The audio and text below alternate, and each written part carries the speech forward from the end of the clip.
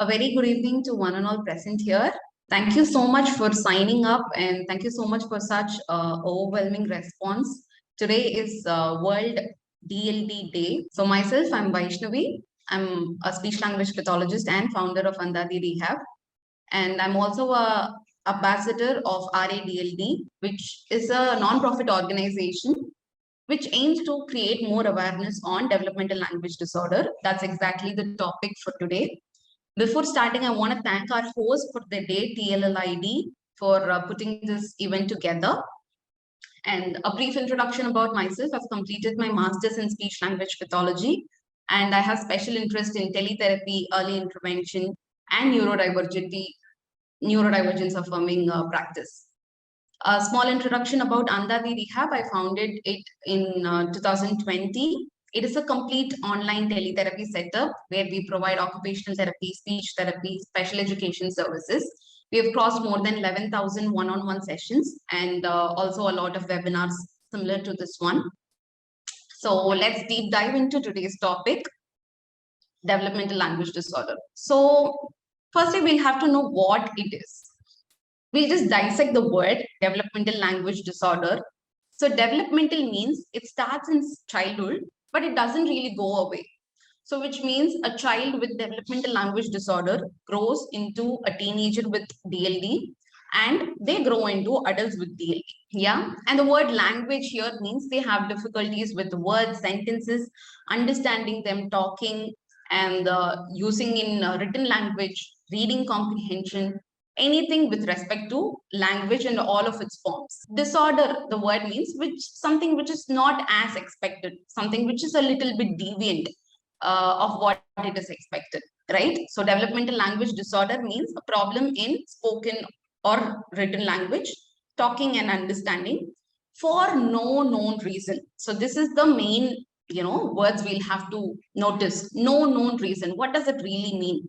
So usually when a child is not speaking yet or not picking up words yet, usually decades ago it used to be like hearing disorder or any syndrome conditions or anything like that. So that is how DLD differs from all of that. The difficulties in language here exist without any other biomedical condition, like for example autism or hearing loss or intellectual disability. So children with DLD, they have good auditory skills, good visual skills, mostly good motor skills, fine motor and gross motor abilities are good, cognitive abilities are good. They seem to be mingling with peers. They have good social contact. They give good eye contact, and they like to be around fellow children and peers, and they have all these rapport and everything going on really well. But the only thing we are lagging in is understanding language and speaking, right? So without any occurrence of any other biomedical conditions such as autism or hearing loss, when a child has specifically only language delay, when the child has only difficulties with respect to speaking, that's when we call it as a DLD, developmental language disorder. Correct? So DLD, it has a genetic and neurobiological basis. So what does neurobiological mean? So children with DLD, their brains are a little bit different. They are not like very different, but few structures and the way it is structured are very, very, very minor changes are seen in the brains of DLD and in the brains of, well, compared to the brains of neurotypicals. And again, it is not caused by families not talking to their children enough. Decades ago, the research said, parents are not talking to the children well. The quality of interaction is not great. That's why the child is not talking. The blame game will be ultimately put on parents saying, they didn't do it well. They didn't talk well. They abandoned the child, blame game will be put on mothers who work. She went to work. That's why the child is not talking now, etc., etc. So DLD is the groundbreaking research in the recent says DLD is not caused by families who are not talking to their child enough. It is because of genetic and neurobiological. That is few differences in the brain. However, families can support children and individuals with DLD. That is the key and game changer, right? So if a child has DLD, a family member, a teacher, a caregiver can support in lot of numerous ways from which the child can develop a lot of language, they can develop coping mechanism, and they can, improve, and their quality of life ultimately changes. That is the goal.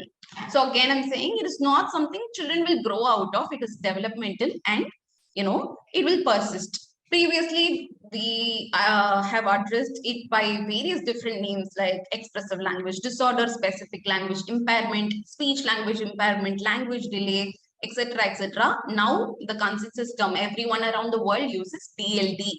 So if someone have used expressive language disorder in the report, which means it's DLD only, but it is a outdated form of terminology, but it refers to the same condition. Why we'll have to be knowing about DLD? Because the prevalence is so high. It is so damn high. It's 7.5%, which means in a classroom of 30, 2 children are having developmental language disorders, but there is no great awareness about it, correct? So it is more common than autism, and it is 46 times more common than hearing loss. So DLD is such a common condition. We are seeing individuals with DLD all across, but we'll never even know that they have DLD. That is the irony. So almost nobody has, heard of it in the general public because it is very hard to identify. That is the problem, because they will look like, they are very, in Tamil we used to say chamat. They look very chamat. They we'll think, misunderstand them to be shy, or we misunderstand them to have a very low personality. He's very reserved. My child doesn't talk so much. He's very reserved in front of strangers or teachers or anything like that. Yeah. Children who have a lot of sensory issues, children who throw tantrums, who have behavioral issues, they are the ones who are easily getting identified, because we are it's so visible that the child needs some additional support. But the children who are well behaved and who are very quiet in the classroom, often they go undiagnosed only, saying, what's the deal with him? He's very quiet, he's very chamat, he's very compliable, he's following all the rules and instructions really well. But what we'll have to look deeply is that whether the child has the language abilities, whether the child is talking appropriately for his age, whether the child is able to understand instructions for his age. Yeah, that is what we'll have to be looking. And most teachers also are not aware of it. Most teachers also, aren't aware of the condition. So the students keep struggling with learning, reading, writing, and everything, right? When the child's linguistic abilities, that is, conversation, having ability to have conversation itself is impaired, obviously it's going to affect in academics as well.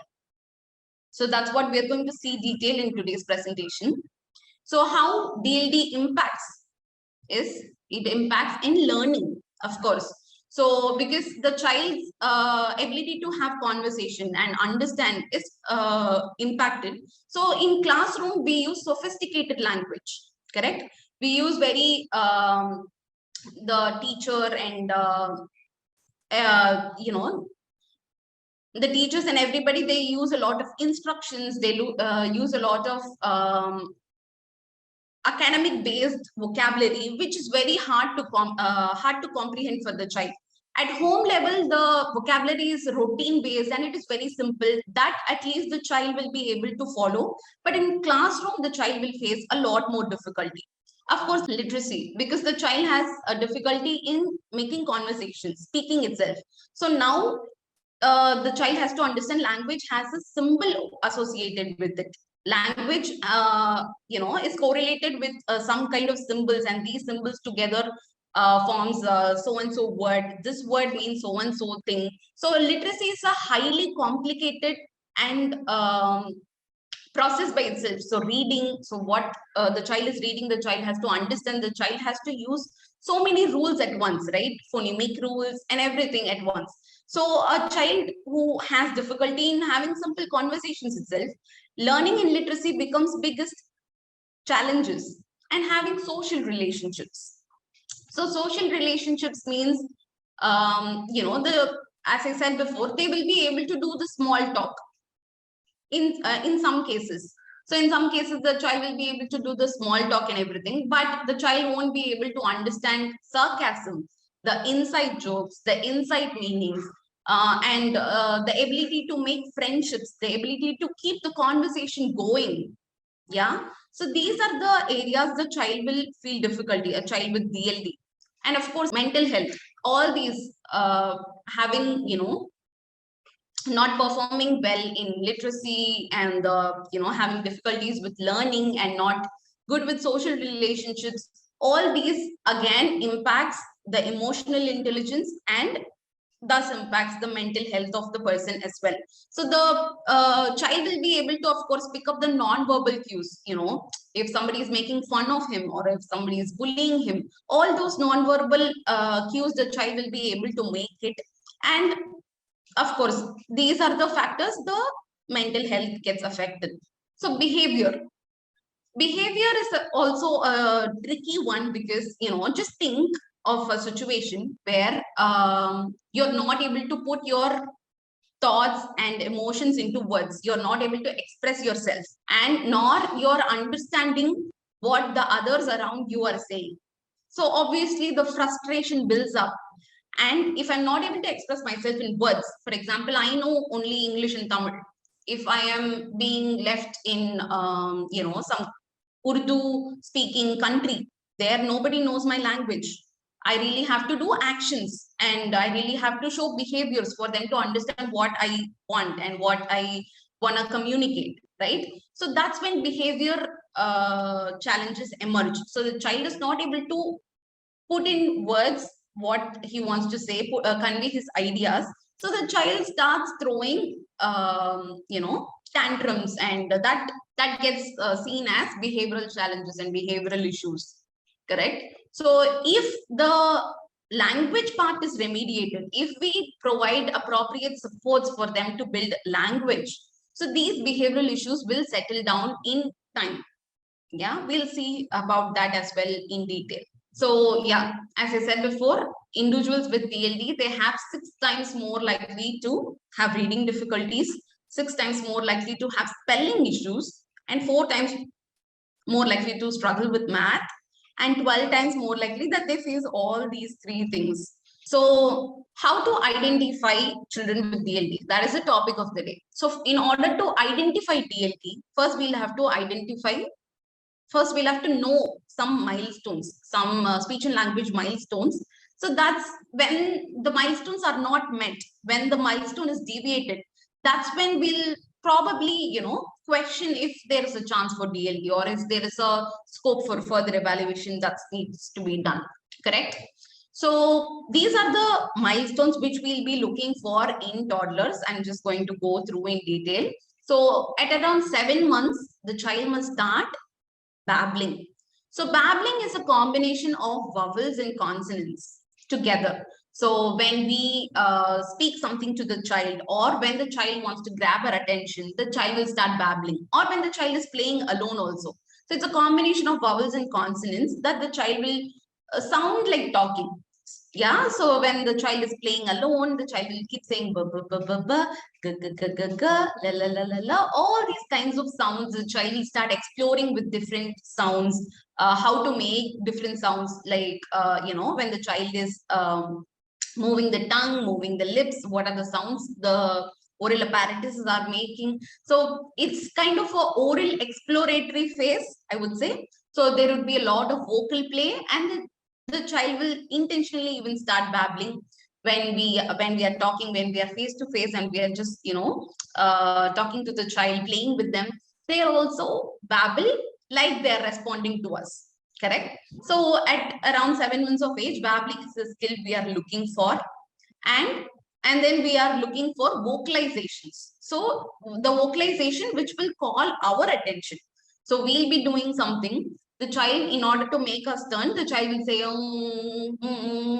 The child will also start using some kind of gestures at this point of age. So it won't be very specific like pointing, but larger bodily gross motor movements as gestures would be emerging around this age.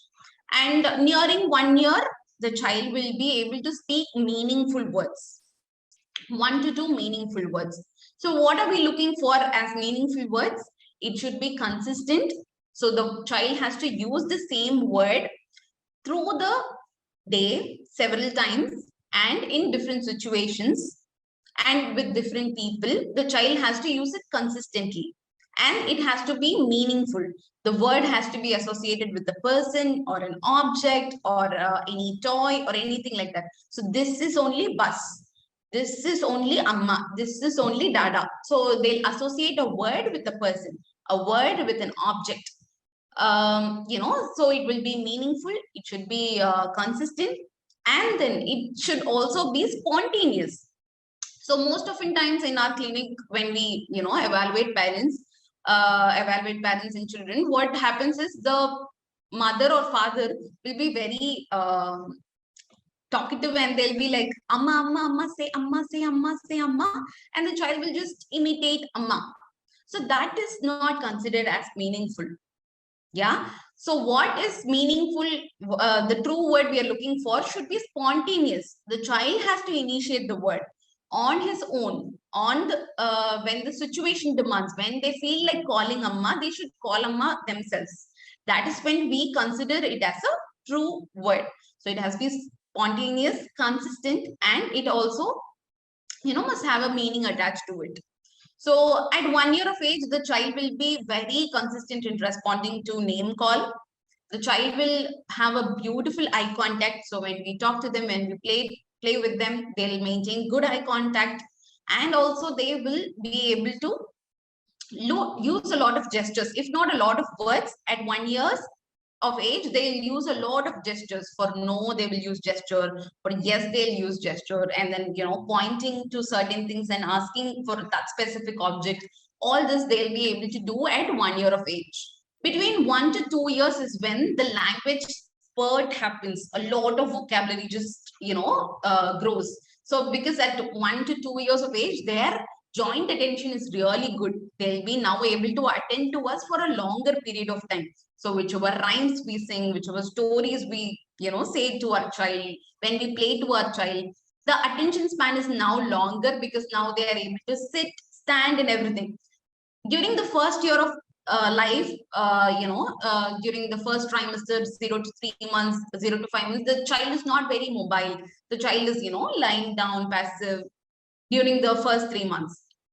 But between 1 to 2 years, the child is very curious now. The child wants to learn everything by now, right? So the child just keeps exploring and everything. So that leads us to even more opportunities to communicate. So whenever the child is running around or walking around, we can comment about what the child is seeing. We can teach them new things. We can, talk about things they like and everything. So they themselves will pick up a toy and they'll come to us and, in an excitement, they'll just share that enjoyment to us. We can talk about it. So it adds more opportunity for us to communicate. Correct. So between 1 to 2 years, as I said, that's when the vocabulary spurt happens. They learn a lot of single words. They learn a lot of nouns now. So they learn to name family members, their favorite food items, their favorite toys, and lot of nouns basically, which they see in everyday life: fan, light, AC, water, mum, biscuit. So it won't be clearly articulated. They'll use baby talk forms for it, but they'll have specific word for each and every item. So for example, they might say Dicky for biscuit, or for water they will say inni or tatta, something like that. They'll have some specific word which they will use for only that thing. Correct. So and they'll also start following a lot of one-step commands when we are giving some directions. So give this to daddy, please give me a high five, keep it on the table, something like that. When we do a lot of gestures and we give some commands, they'll be able to follow it very easily now. And towards the end of the second year. So sorry, towards the end of the first to second year, at around 18 to 20 months, they'll start combining words now. Mummy come, mummy go, ball play, let's go. So they'll start combining two words by around this age. And they'll also start asking simple questions. So as I said, they are, exploring. They are just walking and running around. They are very curious. They want to know what it is, right? So they'll ask in what, who, simple WH questions they'll be able to ask when they are around 2 years of age. Okay, so 2 to 3 years of age. So 2 to 3 years of age is when a lot of different environmental change happens. Most children go to schools or play schools around 2.5, right? So a lot of environmental change happens, and that leads to a lot of development in play, development in language, social skills, and everything. So now they'll start using sentences. So from phrase level, they'll progress to sentence level, and then they'll start using a lot of adjectives and prepositions. So up, down, big, small, all these words now they'll be able to use it very frequently in their conversation. And they'll start asking us a little complex questions. They'll now start asking us where are we going? Where is daddy? All these questions this child will start asking, and now and then why questions will also start emerging. And now they'll be able to do a small narration, just the highlights. So for example, they went to play school. They'll not be able to do the whole sequence of what happened in school today, but they'll be able to say, I fell down, I got hurt, my mom gave a cake today, my friend had birthday today, he wore a colored dress, something like that. So they'll be able to give just the highlights of the day, which they feel very attached to, which they are attracted to. And at this age, it's really important that we add even more vocabulary to their language repertoire, because they are very communicative around this age, right? So it's important that we keep adding complex vocabulary, new vocabulary, new concepts that we introduce through some kind of role play kind of activities, and which will intrigue the child to use more language and develop further. So these are basically the milestones which we expect in a child between 7 months to 3 years. And don't worry, you'll all get the handouts by end of tomorrow. So all these details will be there in the handouts as well. Yeah. So why we dealt with milestones in such detail is that because in order to know what is a disorder, what is deviant, we'll have to know what is expected, correct? So when these are the things are expected at around these ages, when these are not met, what we'll have to do? Any idea what we'll have to do when these are not met? You can use the chat box. If these are not met at 1 year of age, the child has not started speaking words yet. At 2 years, the child is not doing two-word combinations yet. So what we'll have to do? Any idea? Come on, guys, use the chat box. Let's have some kind of interaction. I think the most frequent answer is stimulate and talk more. Stimulate and talking is good. It's great, in fact. But identifying is primary. Okay, so we'll see that in the later part of the presentation.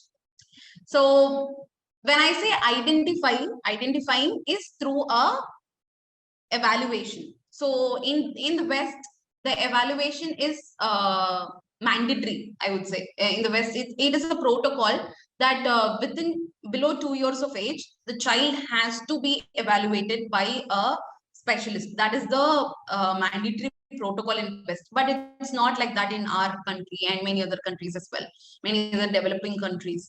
So what happens is when the child is not evaluated early, and early identification is not happening, that's when a lot of delay and a lot of misconceptions, everything, it just roots to it.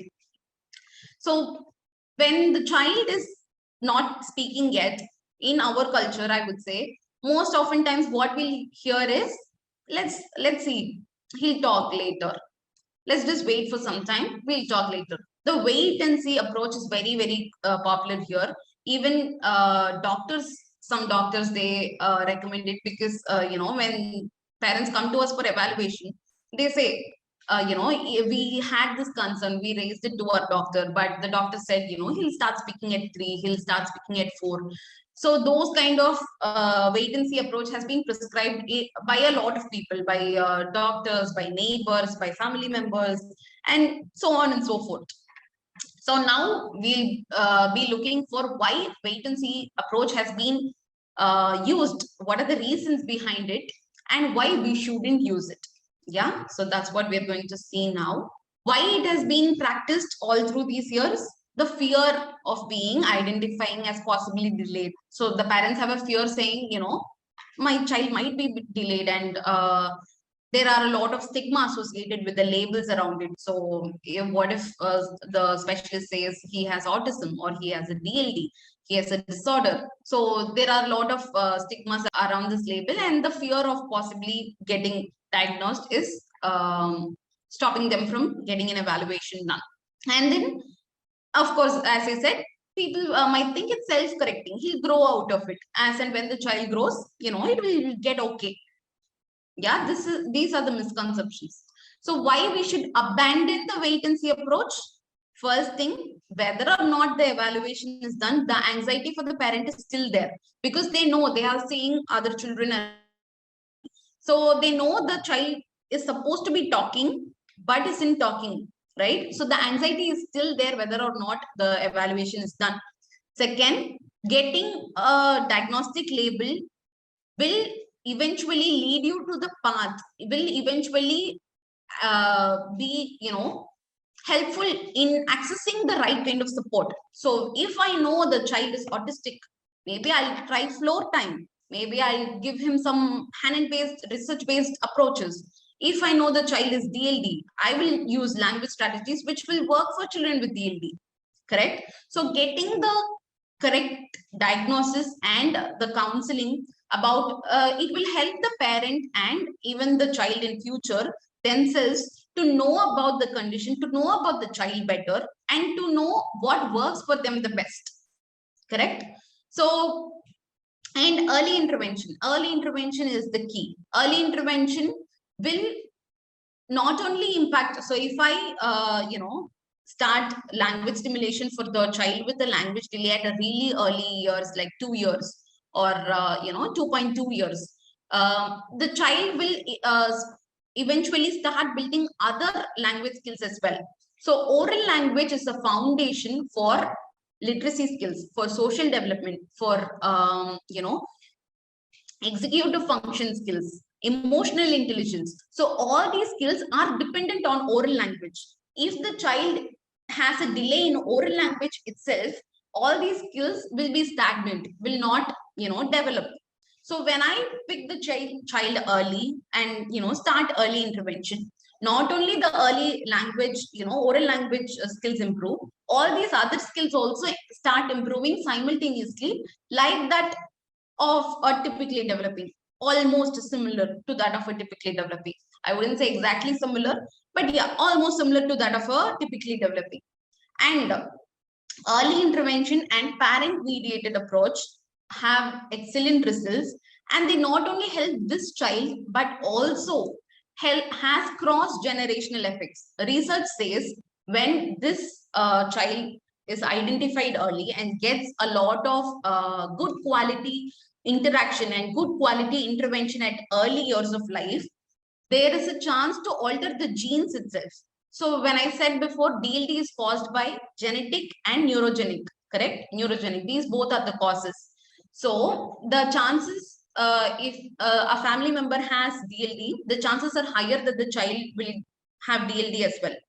But if the child is picked up early and intervened early, there are chances to alter the genes itself because of the high quality interaction and intervention the child is getting. So it will have a good impact for the generations yet to come. Since the gene is altered for this particular child, the generations yet to come will also benefit if early intervention and early identification happens. So these are the reasons wait and see approach must be abandoned.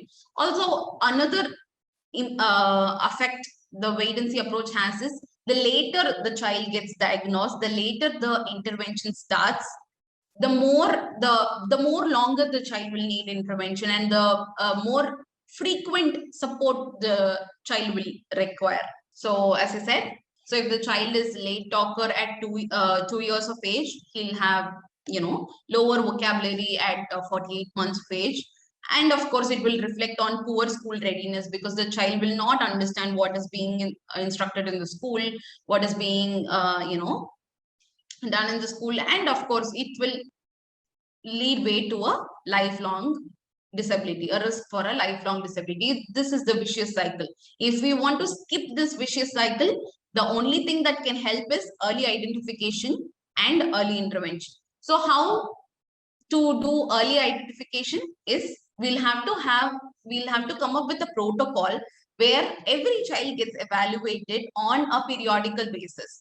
So at 8 months of age, at 12 months of age, at 1.5 years of age, the child's language and language cognition and play has to be evaluated every now and then. It shouldn't be a thing like only if I have a concern the evaluation will happen, or if I take them to a specialist and get them evaluated, something is wrong. No, it's not like that. Getting tested is for good. Getting tested will give us the clarity of what is expected, and when we know it early, we can do a lot of things really well, because when the brain is really young, the neuroplasticity and the ability for the brain to learn new things is really fast and really quick, and it will have a huge impact on the learning ability and as well language improvement. So these are some common misconceptions which are surrounding DLD. They'll grow out of it, they'll just grow out of it. It's not like that. DLD is a lifelong condition. The support will also differ. So according to that particular individual, what expectations they have in their school or their workplace and their social status, the kind of support the person requires will also alter according to the age and according to the workplace role they are playing and everything. Yeah. And spoken language is only important for young children. No. So language demands such as vocabulary, it's complex. It gets complex in higher school and higher secondary and everything. So spoken language should be considered for even high school and higher secondary children as well, because that is what puts the foundation for learning.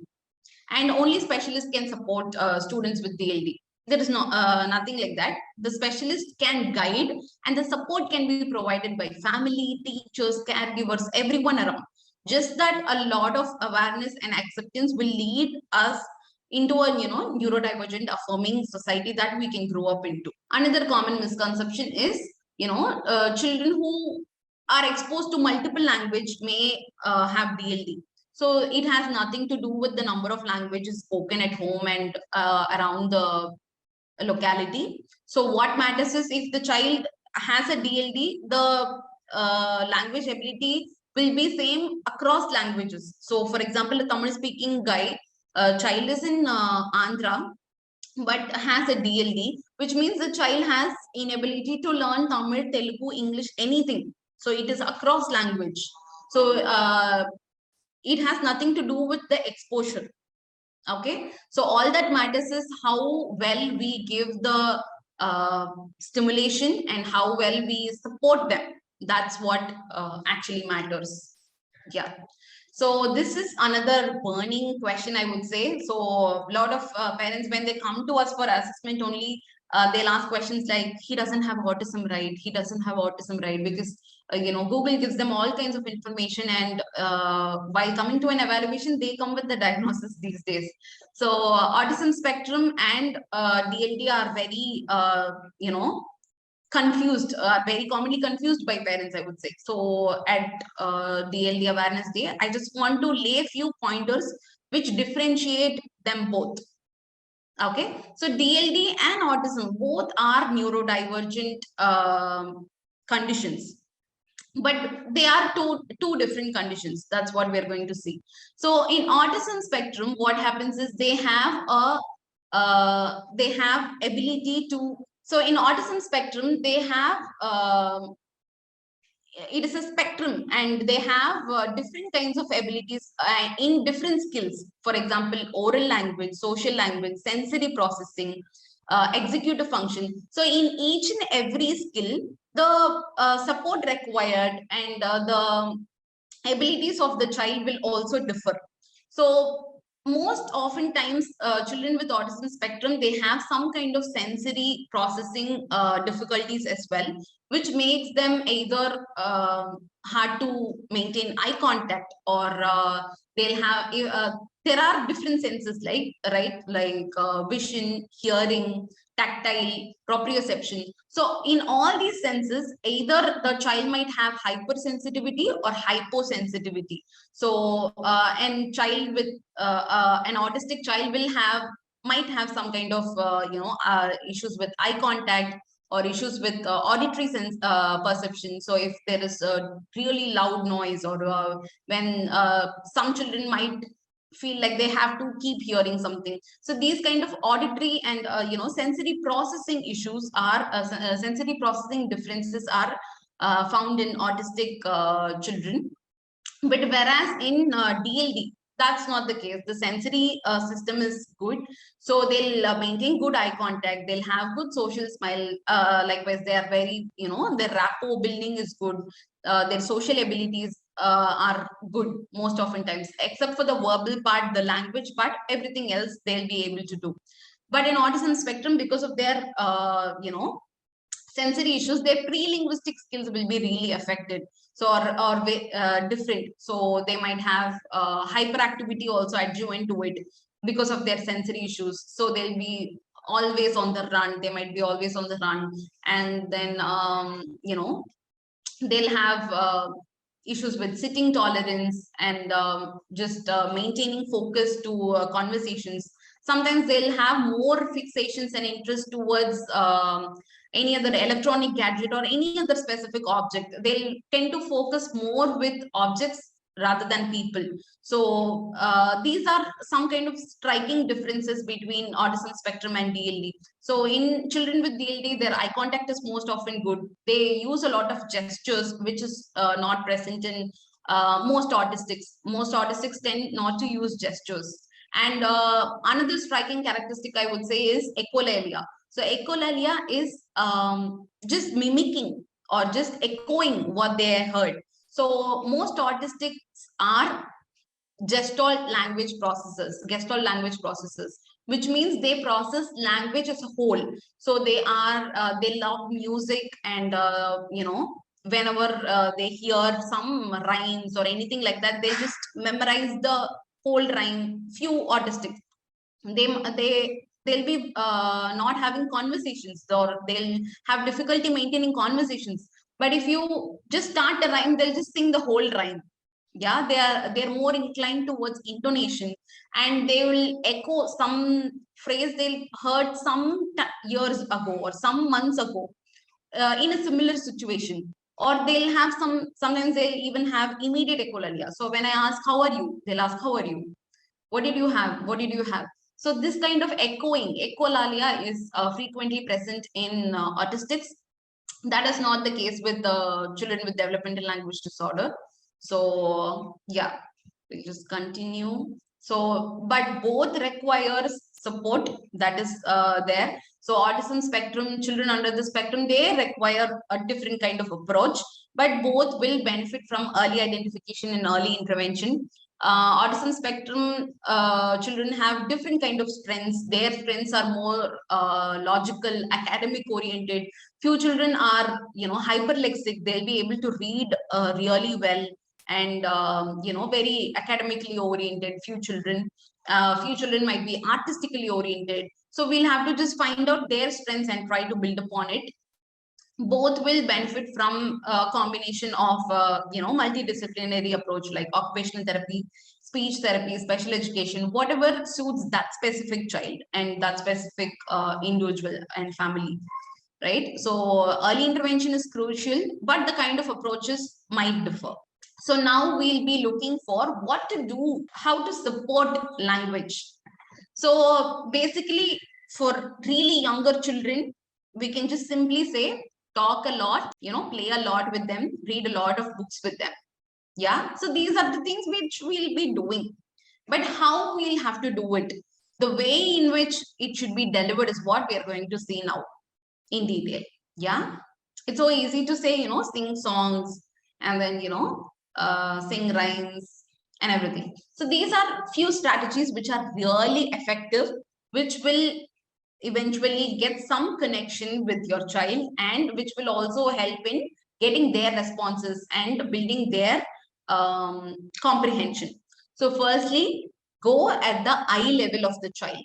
Okay, so if you're walking or if you are standing, so go sit down, bend your knees, go at their level and have a proper eye level contact.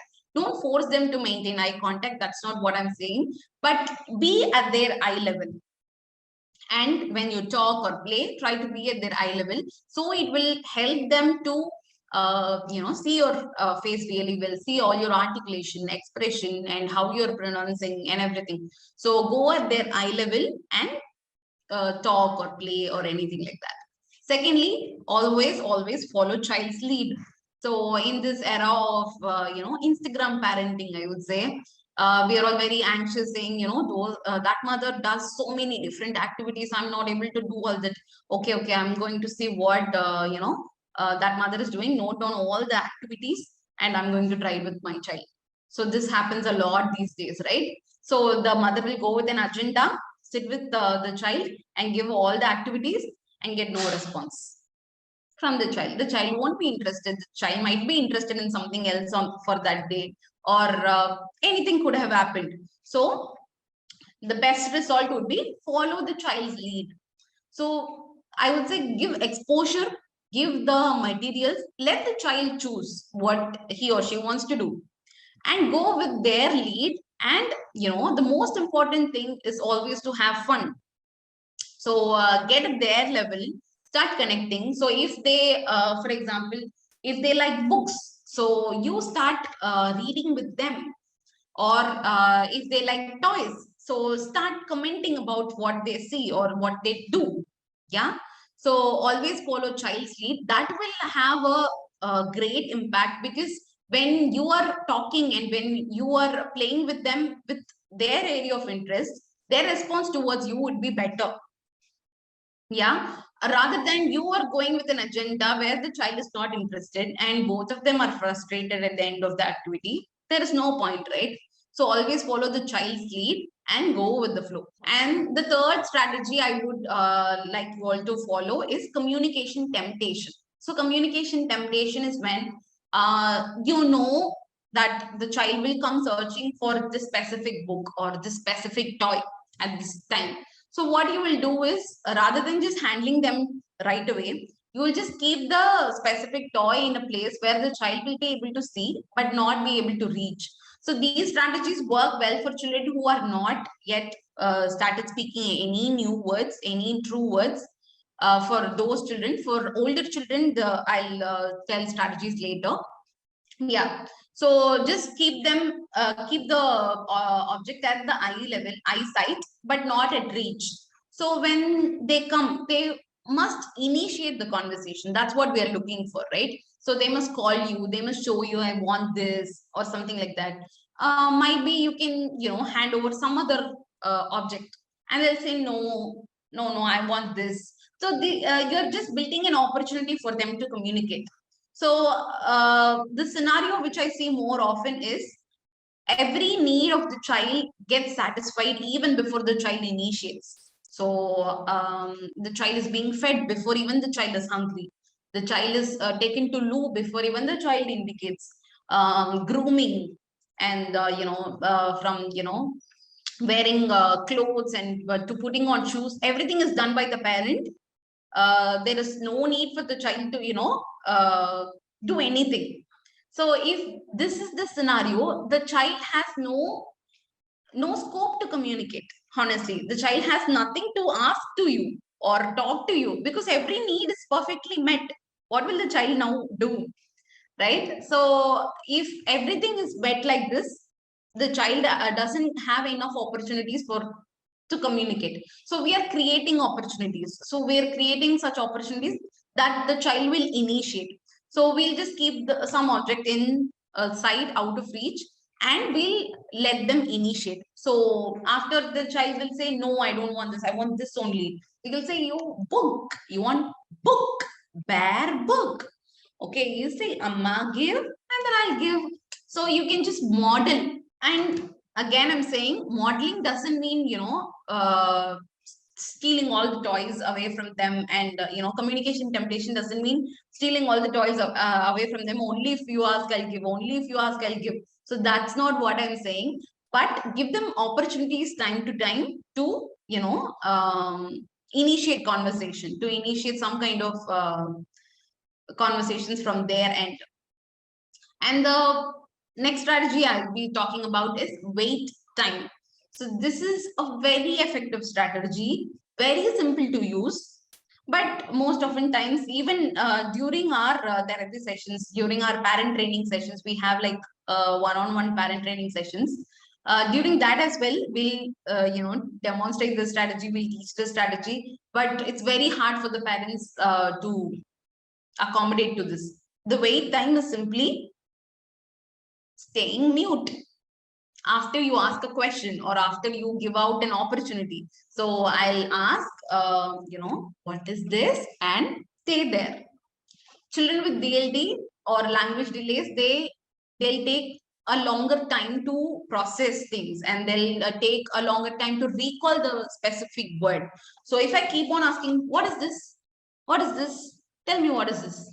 Tell me. So if I keep on asking like that, the child is never going to say. So after you pose a question, or after you comment on something, after you give a certain thing, wait for them to initiate, and wait for them to even a small gesture or a small smile from their end will communicate that they are interested in it, that their attention is on it. So that wait time we'll have to provide, and wait time will definitely do wonders when given periodically and strategically.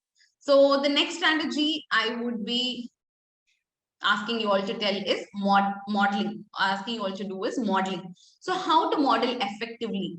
So modeling, when done in real life situations, it will have even more effect, I would say.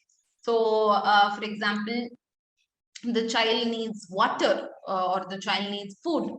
What you can do is you can, when the child is observing you, when the child is into you, you can ask some other conversational partner. So for example, mom, dad, and child are there. You can ask the dad to say, Tanita, water, give water. And you will hand over the water to the daddy. And then you will ask, what do you want? And then wait. And the child might, do the gesture or say the first sound, the. So that kind of, modeling is what is required. We'll have to model what exactly the child wants to say, or what exactly the child should say. So it could be in terms of modeling. Here, I demonstrated in terms of vocabulary. You can even do it in terms of articulation. So for few children, they would say tatti for tanni every time. So you can model the right kind of pronunciation as well. Tanni, tanni. So modeling can be done in different ways in different age group. So I've just demonstrated for how it will be done in the early years. Yeah. So another effective strategy is to avoid demands and questions. So a lot of time what happens is parents and caregivers, they are very curious. They want their child to speak. They keep asking questions. What is this? What is this? You tell. What is this? What is this? What is this? And they do a lot of demands. Do this, do that, do this. So all these doesn't really give an opportunity for them to communicate. So instead, what you can do is comment about it and wait. So commenting, when we comment, it is an opportunity for the child to listen to that specific word and improve the vocabulary. So when I do a storybook with a child, I just comment. So I'll say 2 beers, lot of flowers, and then wait for them to initiate something. And then beer is eating chicken. I just comment.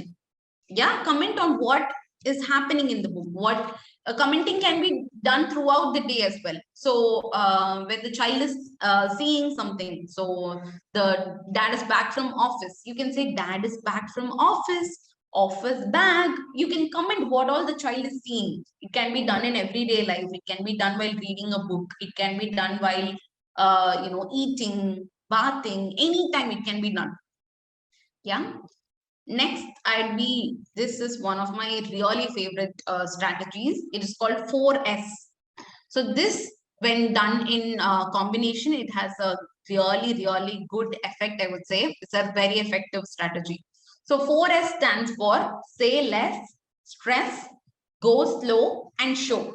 Okay. So when my aim is to make the child improve his expressive language. I want the child to start speaking.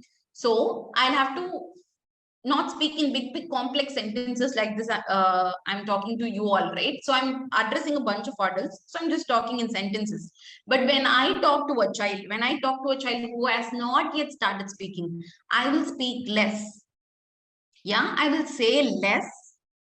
And just 1 or 2 words. As I said before, just commenting. 2 bears. Bear is eating. Bear is sleeping. So say less so that they'll be able to get the vocabulary right. And then stress. Use a lot of stress and intonation for them to catch attention. So you can say the same word in different intonations. So banana, banana, banana. So you can use a lot of intonation and stress for them to catch that specific word. And then go slow. So when you talk to a child, don't catch a train. Speak in express speed. So that won't work well with them, because now only they are learning language, especially children with language delays and children with DLD. They are learning language and they are trying to get words.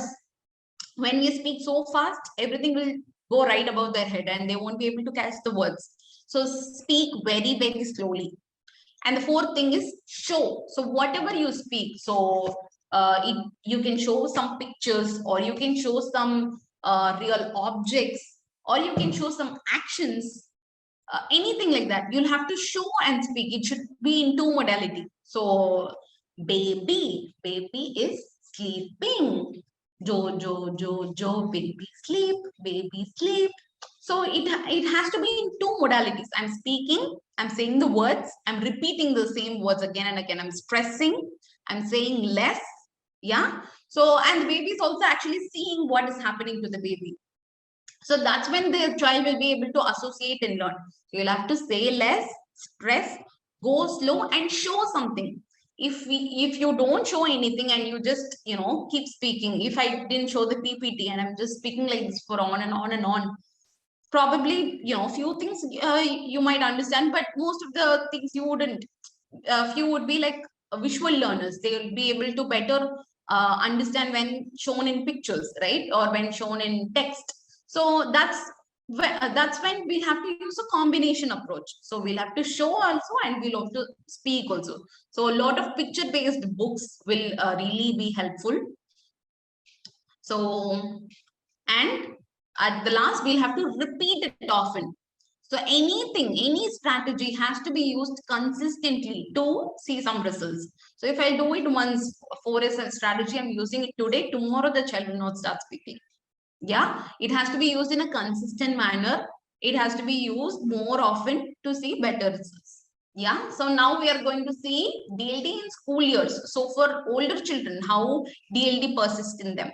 So it will look like the child is talking and all. But if you look really close, the child will use shorter sentence. The child will use very simple words, not very complicated ones. The vocabulary is very small. So for example, a child of 6 years or 7 years old will be able to say, this ball is so huge. I went to the hotel yesterday and I played with a lot of other friends of mine and we just jumped into the ball pit. All these the child, 6 or 7 years old child will be able to say. But whereas the child with DLD will say, ball big, we played. That's all. Very simple sentences.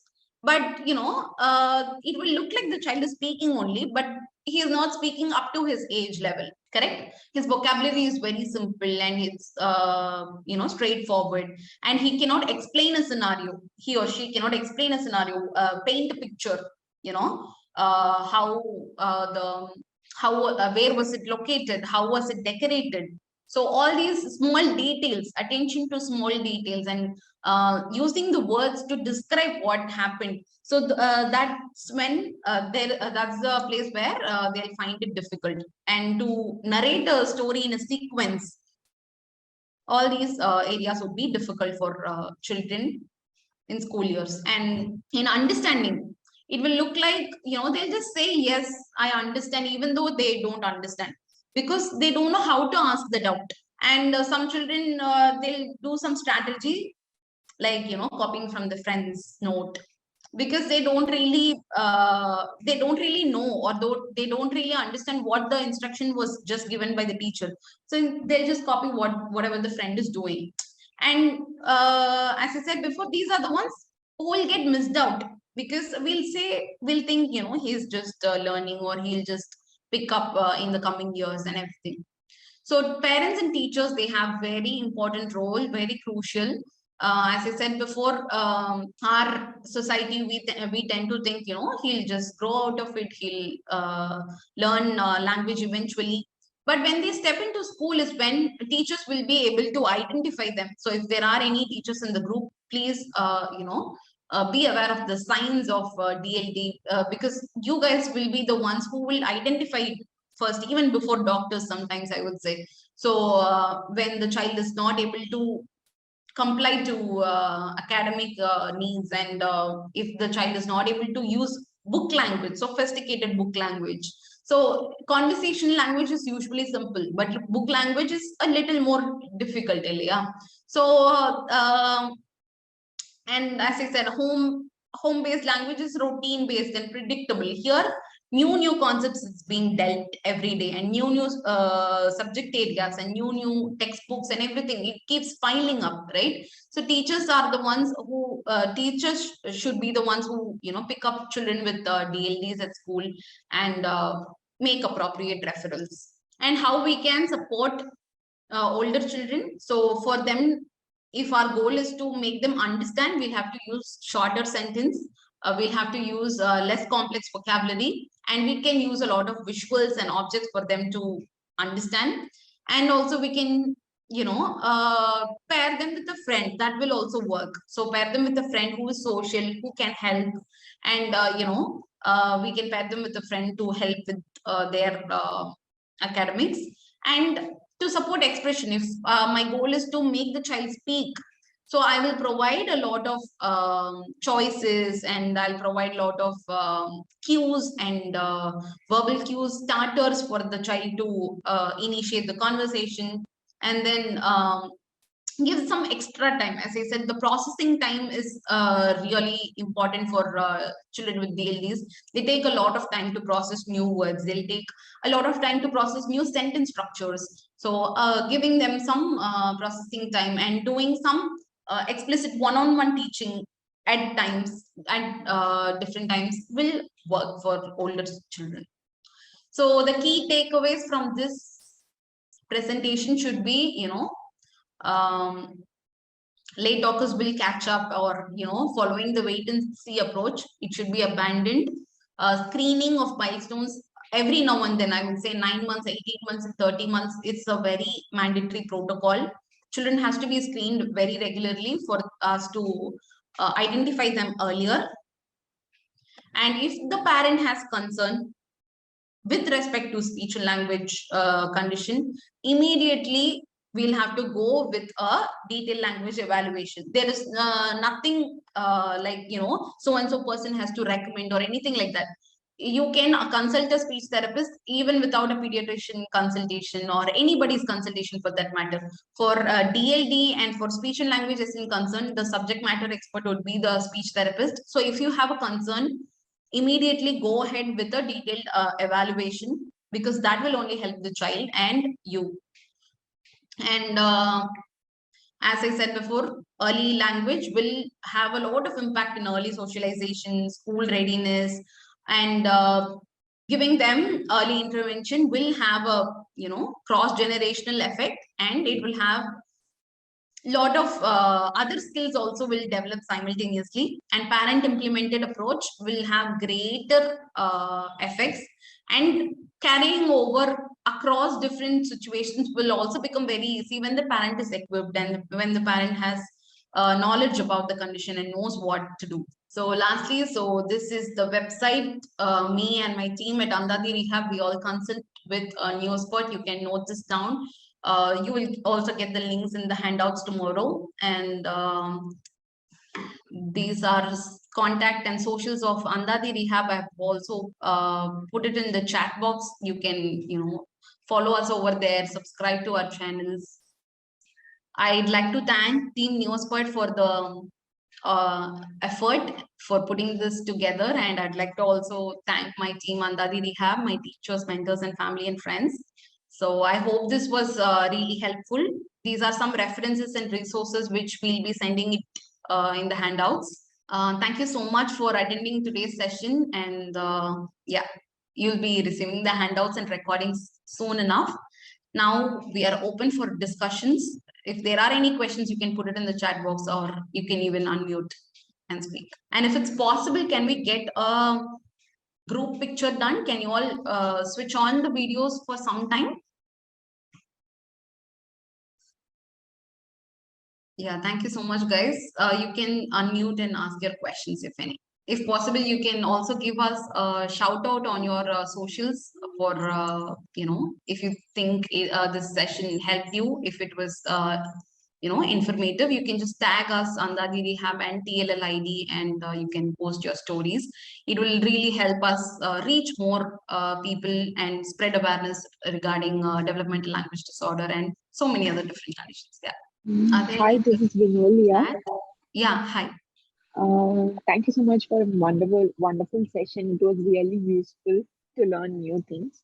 In case if we want to do an evaluation, you said, right, routine checkup is well and good doing at 8 months, 18 months. So in case we want to do that, how can we reach out to you?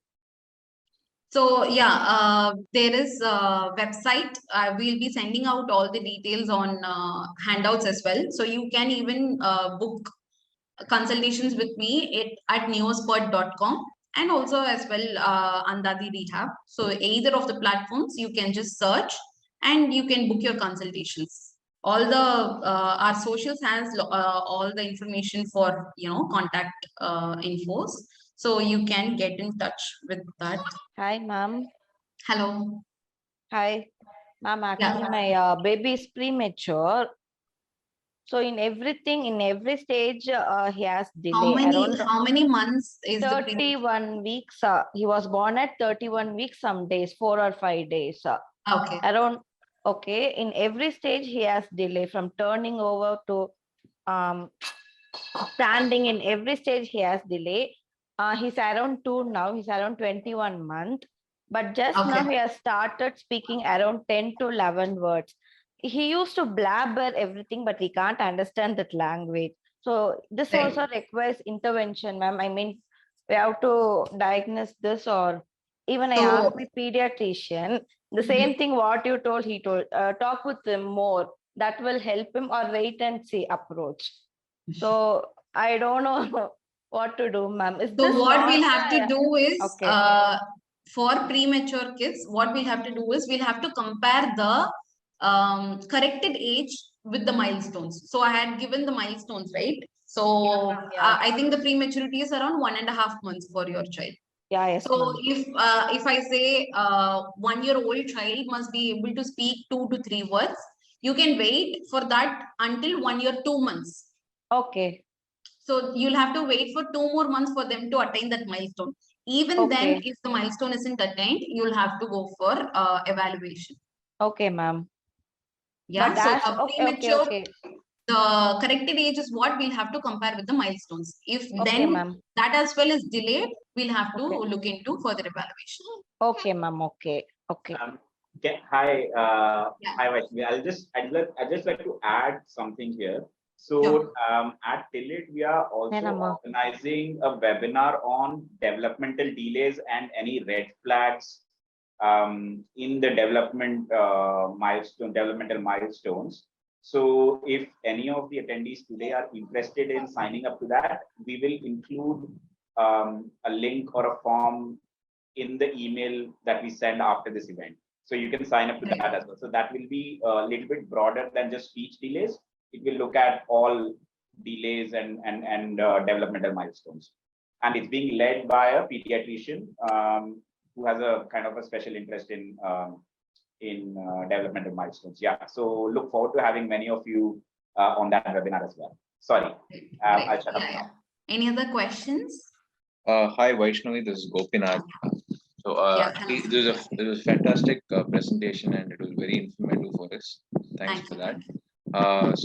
Just a couple of questions regarding the challenges regarding my kid. Sure. So first thing is he is not able to complete a word. So he's just he's talking with 2 syllables of each of those words. And also he is not ready to make eye contacts when we are trying to ask something to him. And also when we introduce him to a new play group or to any people, he's a bit picky or choosy in terms of to whom he is trying to talk. And also it takes time to get into the groove with other kids. Okay, So, what is the age of the child? He's 2.5 years now. 2.5. Okay. So regarding the first ever question, so speaking only 2 syllables or not able to complete a word, so that usually happens around between 1 to 3 years of age for all children. So this we called as a phonological process. In Tamil we say madalai, correct? So what happens is the child is beginning to speak language, the child is picking up words, and the child will have difficulty in pronouncing certain sounds or pronouncing a sound after another. So especially in words like s, f, sh, these are the sounds which are a little difficult for children at younger age, and they'll substitute the sound for something else and missing out on some sounds. These also are very common around that age, 1 to 3 years of age. So what I am looking for at this age is whether the immediate family members are able to understand the child's speech is what I'm looking for. Yeah. And the second thing is, if the child is not completing the word, are we giving him models that he has to follow? For example, he says apple instead of apple. So I'll have to just model the right way of saying it. I'll break it down. I'll say it in a slow way. I'll highlight how it has to be said. I'll be in the eye level of the child. I'll model the correct pronunciation, saying apple, apple. So, model the right way, and the child will be able to pick up sooner.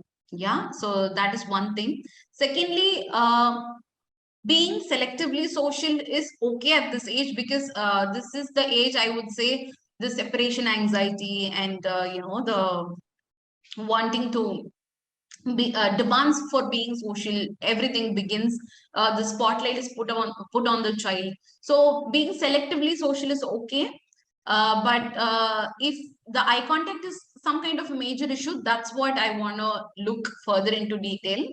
But if eye contact is good with familiar people and it's mostly consistent, rarely only it's inconsistent, then I'm not worried. So these seems good to me.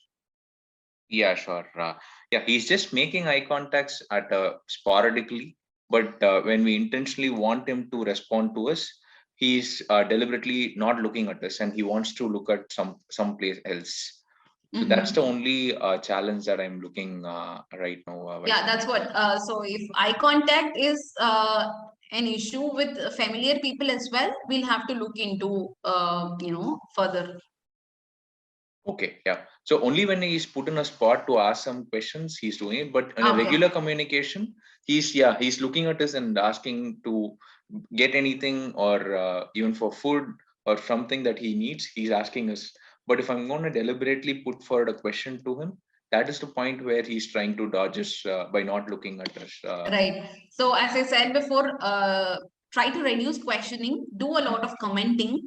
So if we establish a good connection itself, the eye contact will follow. Okay, yeah, perfect. Yeah, sure. Thank you, Vaishnavi. Thanks for your explanation. Hi, ma'am. Hello. Hi, ma'am. My name is Sharanya. Okay. Thanks for your class. Okay. Actually, I'm not aware of this DLD and all. Just when I came to our class and webinar, came to understand what this issue really is. And I had my baby is 21 months old. Okay. So as you said, at this age, she should be saying the words and start to say 2 words adjacently, likewise. I have a book which consists these milestones, and also based on that, I had a doubt whether she has DLD or something.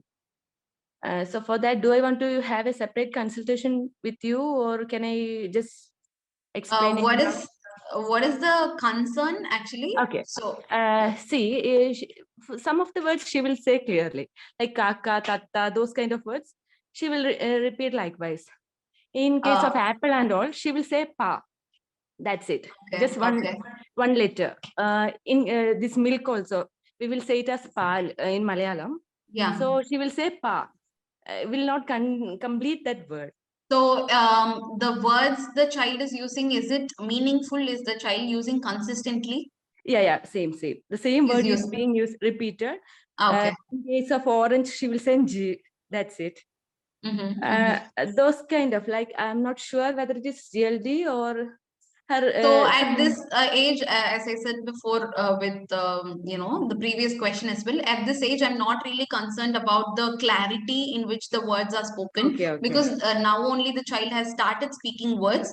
Now I will really focus on the kind of different words the child will be able to speak, the kind of vocabulary. So at 21 months, the child is nearing second birthday. I will require the child to speak a lot of nouns, and the child must be able to name a lot of things around, and probably start doing 2-word combinations. So those are the things which I'll be really keen on. But regarding the clarity of words, we can still wait. So it's not an issue. So whether to take an evaluation or not, I would say, if whether there is a concern or not, we can do an evaluation for every child. So it should be like a mandatory protocol, like I said in the session. So every 9 months, 1.5 years, 2.5 years, there should be a follow-up. So it should be mandatory. So you can get your child evaluated irrespective of whether there is concerns or not. Fine. Okay, thank you, ma'am. That's it. Yeah. We'll take one more last question. Anybody else? Hello, ma'am. This is Pavani speaking here. My kid is 4 years old. She knows all the words. Now we had started daycare to her. In daycare also her behavior is good, it seems. I had consulted with her teacher. She is listening to teacher words, but she's not responding more. She's not using the sentences. Okay. So at home she uses sentences to speak? No, in home also she won't use the sentences. She only use the words. Maximum 2 words. That's it. Right. So this is definitely a matter of concern. So this is exactly, what DLD does. So the child will be very compliable. The child will, as I said, will be very chamat, will listen to all instructions, and everything that will, they'll shine in all that. Where the difficulty arises in speaking and understanding language up to their age level. So at 4 years, we'll be actually expecting them to narrate stories and narrate incidences. So I'd recommend you to go for a detailed language evaluation immediately. Okay, thank you. So simultaneously with school, start speech therapy as well, because there is another misconception saying, when they are put in school, they'll start speaking eventually. But what happens is children socialize well with other children who speak well. But these children who are not, speaking in sentences and not speaking well, they are often left behind.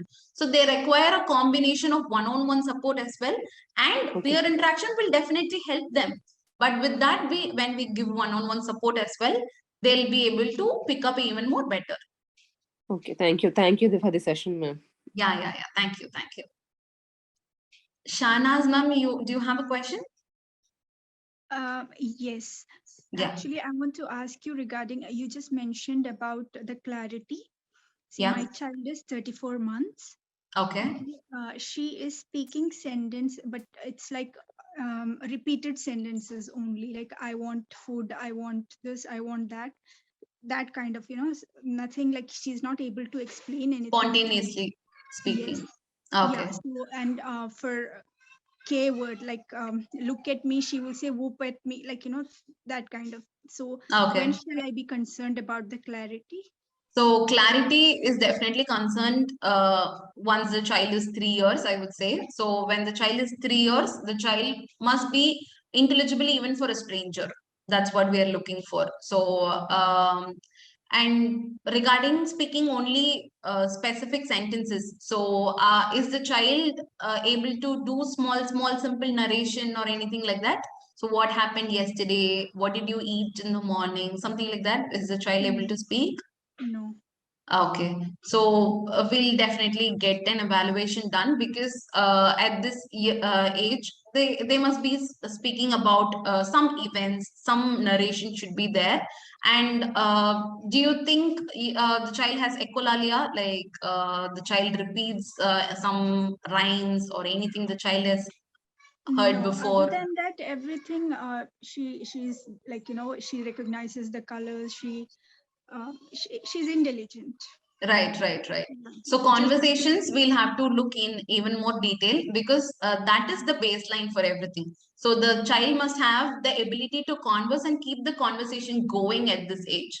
So if I start a conversation also, I must be able to take turns and speak at least 2 to 3 turns in the same topic. For example, I'm asking, what did you have for breakfast? You'll say, I had idli and chutney. And I'll ask, who cooked? And you'll say, my mom cooked. So in the same topic, we must be able to exchange at least 2-3 dialogues. So that is what we see at this point of time. So if the conversations is not happening, and if it is only specific sentences again and again and again, it is not diversified. So the vocabulary should be diversified, right? So as I said, the child must start using complex words. So the child will know words for dress. The child will know alternate words for like frock, pant. So these are the complex vocabulary, right? So instead of saying dress, I will say I want a frock. I want a skirt to wear today. So these kind of diversified vocabulary should be present at 4 years of age, definitely 3 to 4 years of age. Okay. So 3 to 4 years, that means like it's still time is there, or it's already the milestone has to be? No, having conversations definitely has to be there right now. Right. So 34 months, right? So the child must be able to have conversations with adults and, take turns and speak and everything. So also, I want to ask regarding the speech, like, for example, if I have a consultation and if it is recognized as DLD, so is there any specific thing that will be done by the doctor, or it's just the stimulation things? So it's not doctor, so speech therapist will be dealing. So speech therapist will be giving you specific strategies on how to work with the child. So at Andati Rehab, we provide teletherapy. So teletherapy is morely like we will evaluate. During the evaluation itself, you will get an overall view on what it is, how it is done, and everything.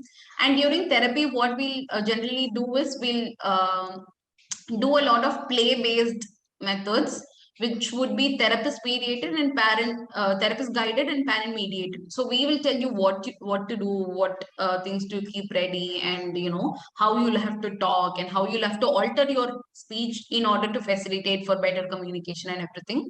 And slowly, you'll get the hang of it. You will learn the strategies, how to use it effectively, etc. So beginning, it will be a lot of parent training, and slowly, when the child starts communicating well, the child will also be actively involved in the interaction and play and everything.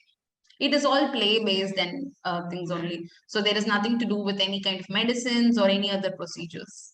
Okay, thank you so much. Yeah, welcome.